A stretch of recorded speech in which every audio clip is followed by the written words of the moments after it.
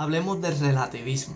Hoy, en nuestra actualidad, se atribuye que el desarrollo de los juicios personales que fundamentarán principios morales, que construirán códigos jurisprudenciales, surge como consecuencia de la capacidad conceptual humana de manera autónoma hacia otros elementos que yo sustento que no es autónomo, y por lo tanto, al insinuar que solo se trata de una construcción conceptual humana y de manera autónoma, lo que está bien o está mal, aprobado por consenso o mediante la propia conceptualización de este sujeto, es algo totalmente relativo y por lo tanto cuestionable e irreemplazable, sin tan siquiera cuestionarse el origen o lo que conllevó a esa construcción conceptual de ese sujeto, o si es cónsono para el bienestar de nuestra propia involuntaria anatomía, convivencia social y entre otras. Sin embargo,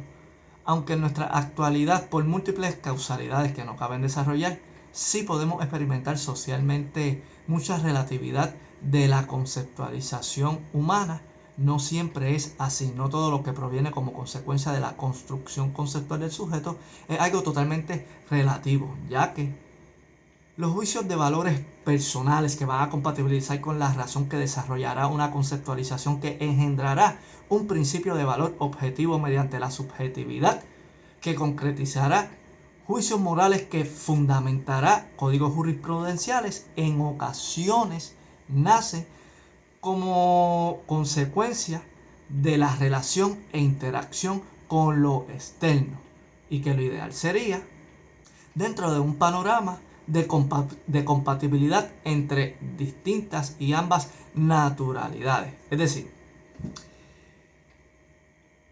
en la exposición de nuestra involuntaria naturaleza con la relación de otro tipo de naturaleza que no solamente posibilitaría nuestra involuntaria subsistencia, sino que también el bienestar natural de nuestra propia involuntaria anatomía. O sea, mediante la experiencia de los distintos tipos de relaciones que van a estimular involuntariamente los sentidos involuntarios que se hayan involuntariamente incrustado en nuestra involuntaria anatomía, van a desarrollar el conocimiento que va a construir tal conceptualización subjetiva que concretizará la objetiva como consecuencia de tales estimulaciones de los sentidos hacia el racionamiento mediante los distintos tipos de relaciones que así lo provocarían, a diferencia de los distintos tipos de desarrollos artificiales progresivos que van a reemplazar esta compatibilidad, esta relación natural y la uniformidad de la perspectiva hacia lo real, que no originará pero ascenderá la relatividad, que desde mi perspectiva se fundamenta con un aspecto e intencionalidad distorsionante desde su epistemología, que como consecuencia de lo que va a representar todo este tipo de desarrollo postcreacionista, en algún momento esta relatividad, no necesariamente siempre a diferencia de su epistemología, es intencional.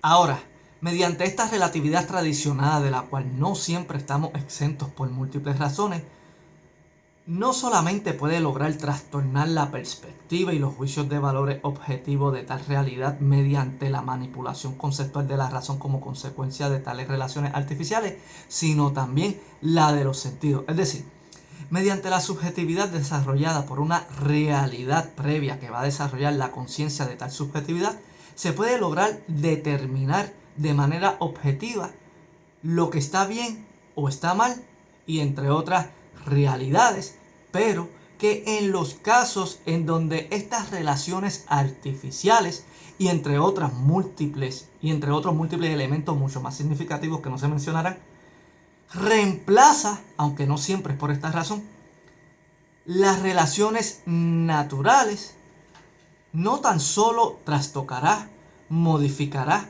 la perspectiva y la experiencia uniforme de una generación o época en particular, sino también la de los sentidos que suponían ir en consonancia para el bienestar de su propia inconsciente verdadera naturaleza. De tal manera que puede conllevar a que alguien que interprete errada y conceptualmente lo que entiende que le causaría algún bien, lo pudiera hacer no solamente en contra de lo que interpreta, identifica y exige los sentidos conscientes mediante sus razonamientos, sino también en contra de aquellos sentidos inconscientes que se hallan en nuestra propia involuntaria naturaleza. O sea, sentidos y elementos que se hallan fuera de nuestra conciencia para con lo que fue predeterminada relacionarse compatiblemente para el bienestar de nuestra propia involuntaria naturaleza. Pero que es un tema bastante amplio que aún no he comenzado a desarrollar y que solamente he tomado algunos ejemplos de múltiples variantes que contrastarían lo que he presentado, pero que planteo que la posibilidad de poder identificar objetivamente lo que está bien o está mal mediante nuestra subjetividad es totalmente posible en base a lo que sería una relación equilibrada de todos los elementos de nuestra propia naturaleza interna, llámese sentidos en sincronización con la razón y entre otros elementos. Por otro lado, hay quienes aún interpretando correctamente los sentidos mediante su compatibilidad hacia la razón, a diferencia de quienes así verdaderamente no lo lograron, pretenden evadirla y distorsionarla mediante la justificación de tal relativismo. Y como todo es relativo, el dolor, la mentira, el homicidio, el delito, las leyes y entre otras, es un concepto y no una realidad que nace entre los sentidos de las relaciones de nuestra propia naturaleza. O sea, como es una idea y no una realidad, por lo tanto, no es algo malo y puedo ejercerlo o provocarlo con el más mínimo pretexto, ya que su connotación negativa se basa en un juicio subjetivo, en una construcción conceptual social y no en una realidad, y por lo tanto el juicio de valor moral socialmente construido mediante los mismos sentidos de una misma especie que lo penaliza, clasificando lo que está bien o está mal, es algo totalmente personal, o mejor dicho, es un juicio totalmente personal y su interpretación es algo totalmente relativo, insinuando que el absolutismo de la veracidad de ciertas leyes fundamentadas en código legislativo es algo totalmente ficticio, cuando en realidad es algo totalmente subjetivamente objetivo, según lo que exige y demanda nuestra propia involuntaria naturaleza. Y hablamos de subjetividad, pero según la docente de la filosofía moderna, Manetta Tertullian, la etimología del término subjetivismo es algo que en nuestra actualidad ha sido totalmente distorsionado o malinterpretado en base a lo que verdaderamente significaría en los orígenes lingüísticos y conceptual de su época. El subjetivismo no solamente se basa en aquella característica conceptual del sujeto, sino también en todos aquellos elementos conscientes o inconscientes, los sentidos de los cuales hemos aludido, que complementan al sujeto y como consecuencia de la pérdida de lo que verdaderamente representaría el subjetivismo, abre puerta al relativismo, que es lo que en nuestra actualidad en Puerto Rico se están enseñando a los chamaquitos en la escuela, en las universidades y a sus padres mediante otros tipos de interacciones.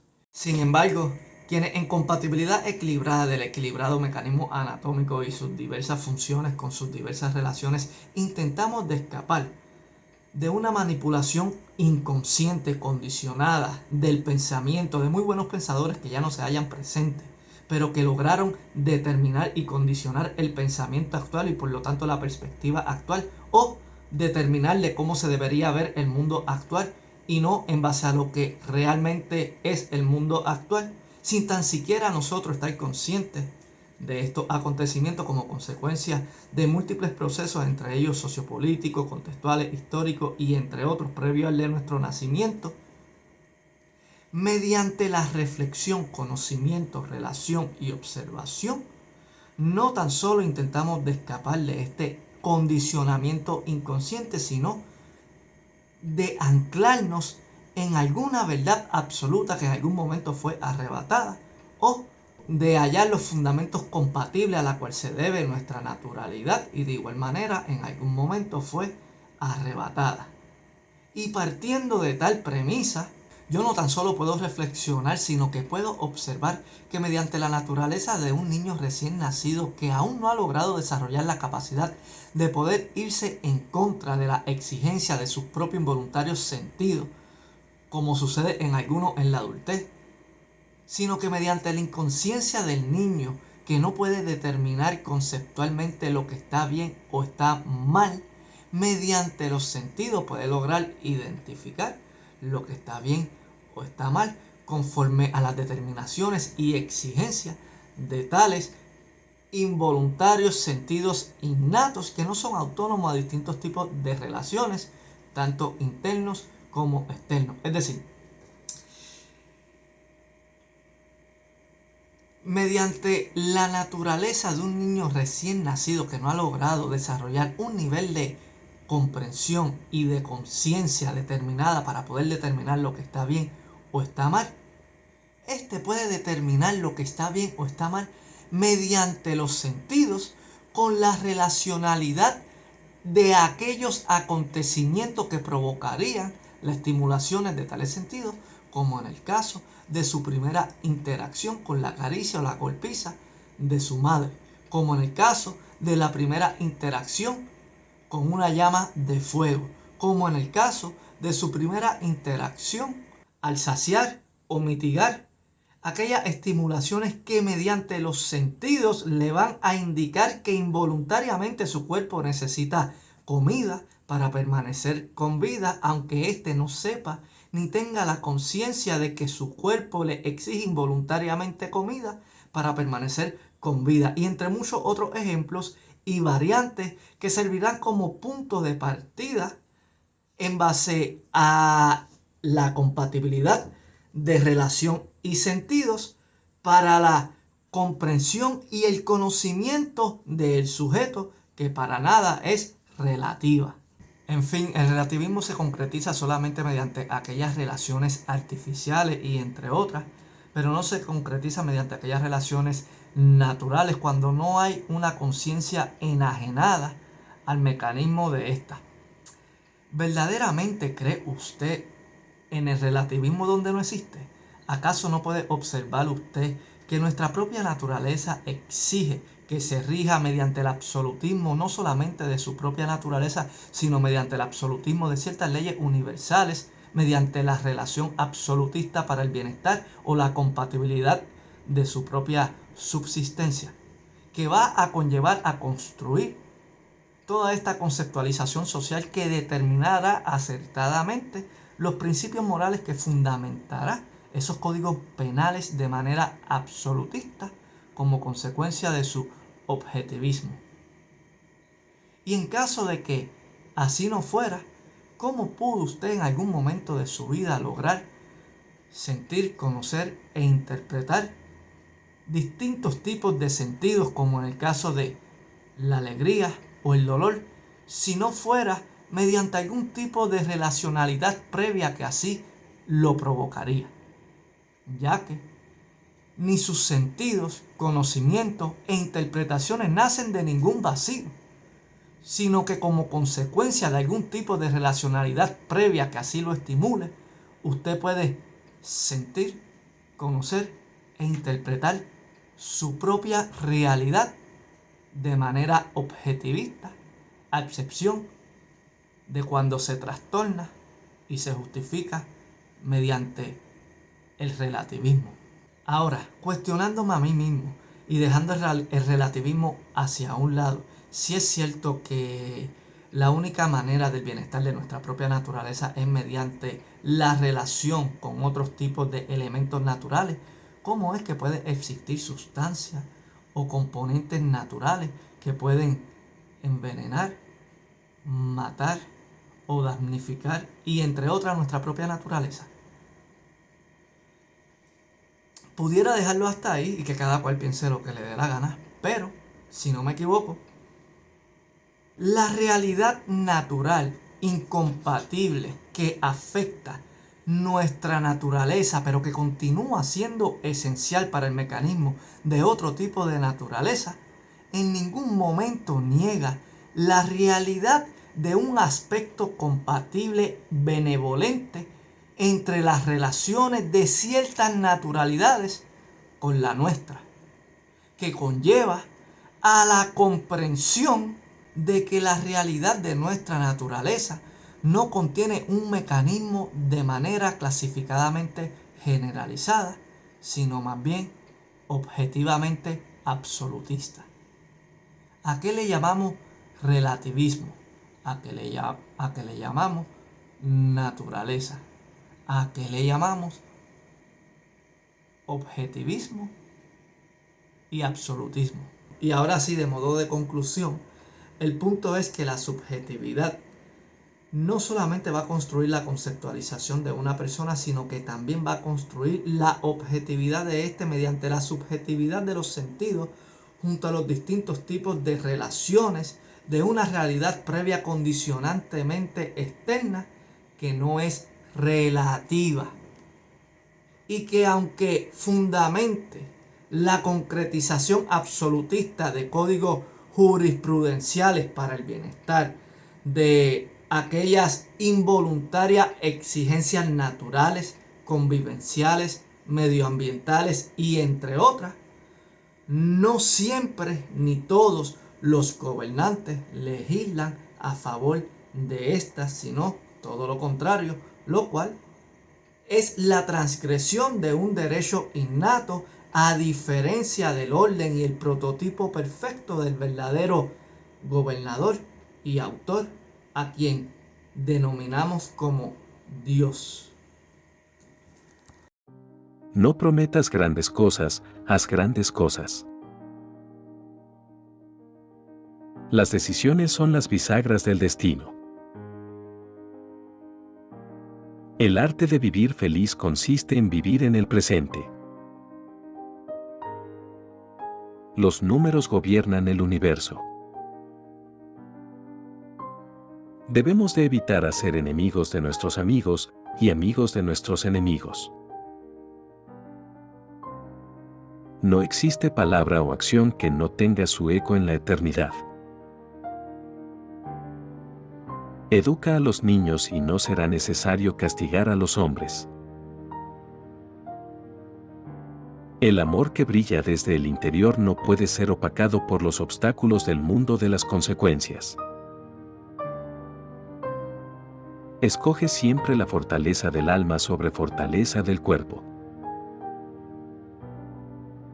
La fortaleza de la mente recae sobre la sobriedad, ya que esto mantiene tu razón desobstruida por la pasión.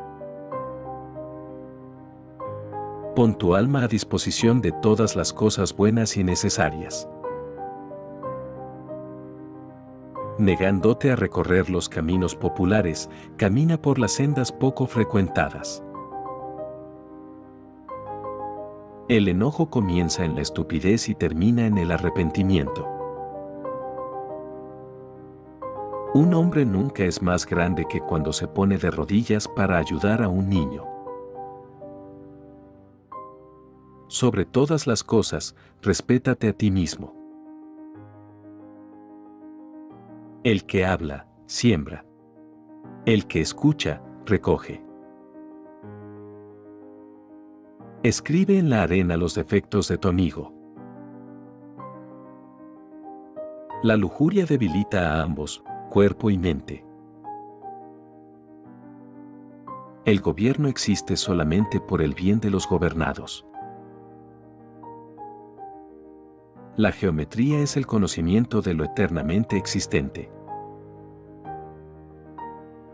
El tiempo es el alma de este mundo. Aquel que siembra la semilla del asesinato y del dolor no puede cosechar felicidad y amor. En un estado de ira debemos abstenernos tanto de hablar como de actuar. Es mejor guardar silencio que discutir con el ignorante. La habilidad y la necesidad moran una cercana de la otra. Es mejor sufrir que hacer el mal. Todo está compuesto de números. No hables ni actúes sin antes haber reflexionado. Ni siquiera pienses en hacer lo que no debe de hacerse. El silencio es la primera piedra del templo de la sabiduría. Hombre, conócete a ti mismo, solo entonces conocerás al universo y a Dios. No te regocijes en la desgracia de otro hombre. Todos los hombres han sido creados por Dios para adquirir conocimiento y contemplar. No te apresures al hablar ni seas lento para escuchar. No dejes que nadie te convenza, ni mediante palabras ni mediante actos de hacer o decir cualquier cosa que no sea lo mejor para ti. Las palabras más antiguas, y también las más cortas, sí y no, son aquellas que requieren de mayor cavilación. No hables poco de varios temas, sino mucho de unos cuantos. El silencio es mejor que proferir palabras sin sentido. Practica la justicia tanto en palabras como acciones, y no adquieras el hábito de actuar sin pensar las cosas. La paciencia proviene de la gracia del alma. Existen dos tipos de lágrimas en los ojos de una mujer, las primeras de dolor y las segundas de engaño. Nunca confíes en un amigo que dice cosas malas sobre sus compañeros. El viento ciertamente aviva el fuego, salvo el amor que nace de la costumbre. Nadie que no impere sobre sí mismo puede ser libre.